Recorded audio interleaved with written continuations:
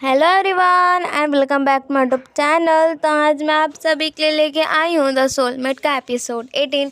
तो episode 18 start होता है और हमें सीन दिखाया जाता है जहाँ पर हम देखते हैं कि जहाँ पर जो मिस्टर झांग होते हैं उन्होंने मेंगचू को पकड़ लिया होता है। बट यहाँ पर अब वो कह रही थी नानियों की इसे छोड़ दो, तुम जो बोलोगे हम वो करेंगे।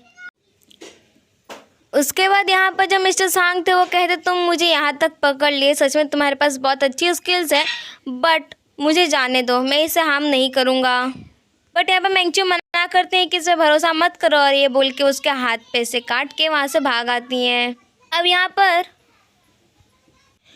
पर ये लोग भागते भागते आ जाते हैं बालकनी के साइड, जहाँ पर जो मिस्टर सांग थे वो कहते हैं कि मेरे पास मत आना नहीं तो मैं यहीं से कूद जाऊँगा।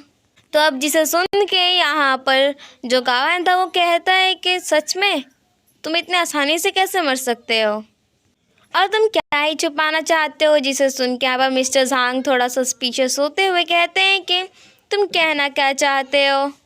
तो फिर जिसे सुन के यहाँ पर गावन कहते हैं कि जहाँ तक मुझे पता है तुम थर्ड लेडी के साथ यहाँ से जाना चाहते थे, बट यहाँ पर जो ग्रैंड मार्शल थे बहुत ही ज़्यादा स्ट्रिक्ट थे, इसकी वजह से तुमने ये प्लान बनाया कि तुम ये ब्लड जेट कर्स वाला करोगे और उसके बाद तुम शामिन को बुलाए जिसने रिचुअल्स परफॉर्म किया और उस टाइम पे ही तुमने ग्रैंड मार्शल को मारने का प्लान बनाया।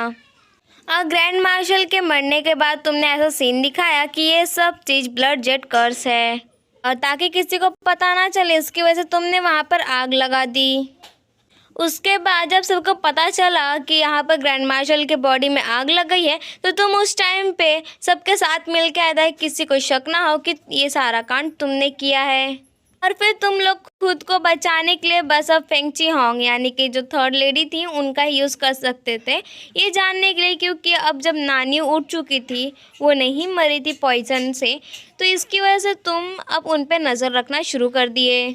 और उसके बाद जब तुम्हें पता चला कि तुमने जब ग्रैंड मार्शल को मारा था तो वहाँ पर कुछ निशान छूट गए थे, तो इसकी वजह से जब तुम उस निशान को मिटाने गए तब तक तुम्हें वहाँ पर साओलैंग मिल गया और फिर तुमने मिलके उसे भी मार डाला। और उसके बाद तुमने ऐसा दिखावा किया अगले दिन आने के बाद कि तुमने तो अचानक से देखा और तुम ये सब देख के घबरा गए ताकि तुम हमें कंफ्यूज कर पाओ। के बाद जब तुम्हें ऐसा लगा कि हम लोग अब ये सब से नहीं घूम रहा होंगे, इसकी वजह से तुम्हें सारा का सारा ब्लेम अब गु मेंगचू पर डाल दिया। अब उसके बाद यहाँ पर जो गावन था वो कहता है कि बट बेचारी थर्ड लेडी वो तुम्हारी वजह से ये सब की, बट उसके बावजूद उन्हें क्या मिला, तुमने उसे मार दिया। जिसे सुन के वो कहता है कि चुप रहो, तुम्हारी हिम्मत कैसी हुई थर्ड लेडी के नाम लेने की भी। फिर यहाँ पर नानी बहुत ज़्यादा इमोशनल हो जाती है और कहती है कि जब तुमने ये सारा काम सिर्फ थर्ड लेडी की वजह से ही किया तो फिर आखिर तुमने लास्ट में थर्ड लेडी को ही क्यों मार दिया। तो अब जिसे सुन के यहाँ पर मिस्टर झांग कहते हैं कि गावन तुमने जो पकड़ा था, जो मेरे प्लान्स थे, तुमने सच सब बताया बट पूरा सच नहीं था वो। और उसके बाद वो अपने हाथ पे लगा घाव दिखाते हुए कहता है कि ये सब जो ग्रैंड मार्शल थे उनकी वजह से हुआ। एक्चुअली हुआ यूँ था कि उन्होंने इलीगली हमारे यहाँ पर एक माउंटेन था उसे उन्होंने एक्सप्लोड कर दिया था बॉम्ब लगा के, जिसकी वजह से जो बहुत ज़्यादा विलेजर्स थे मेरे गांव वाले वो और उनके साथ मेरे मॉम डैड भी मारे गए। बट मेरी जो छोटी सिस्टर थी वो उसी टाइम से गायब रहने लगी। और उसके बाद एक ऐसा इंसिडेंट हुआ कि मैं यहाँ पर चियांग से मिला, थर्ड लेडी से, और जहाँ पर उसने ओपेरा सीखा और मैंने सिलाई करना। बट तभी भी इतनी अच्छी ज़िंदगी के बावजूद मुझे अपने मॉम डैड की जो मौत थी वो खाई जा रही थी, प्लस मेरी बहन जो मुझसे जुदा हो गई थी और मुझे नहीं मिल रही थी। यहाँ पर नानी कहती है कि बट तभी भी तुम नहीं मर सकते बिकॉज जो कुछ भी ग्रैंड मार्शल ने किया उसका इंसाफ तुम्हें ज़रूर मिलेगा। तुम चाहो तो अपनी फरियाद लेके जुनशेंग के पास भी जा सकते हो। इसे सुन के जुनशेंग भी कहता है कि हाँ मैं तुम्हारी सारी प्रॉब्लम सॉल्व करना चाहूँगा। इसे सुन के वो कहता है क्या तुम इसकी कसम खा सकते हो। वो कहता है हाँ बिल्कुल। और फिर इंसाफ के नाम पे यहाँ पर वो भी कहता है जुनशेंग कि ठीक है तुम जैसा बोलोगे मैं वो जो ब्लड जो हुआ था एक्सप्लोजन उसका फिर से केस रीओपन करूँगा।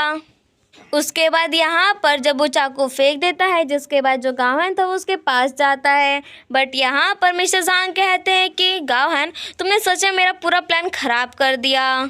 उसके बाद वो कुछ बोलता है गावहन को कान में और उसके बाद कहता है कि अब जब तुम्हें ये सब पता चल ही गया है तो तुम भी जिंदा नहीं रह सकते। उसके बाद वो गावहन को पकड़ के नीचे ढकेल देता है और उसी के साथ वो भी लटक जाता है। वो कहता है कि मैं मरूंगा और तुम्हें भी मरना होगा, बिकॉज तुम्हें जो बात पता है वो किसी और को पता नहीं चलनी चाहिए।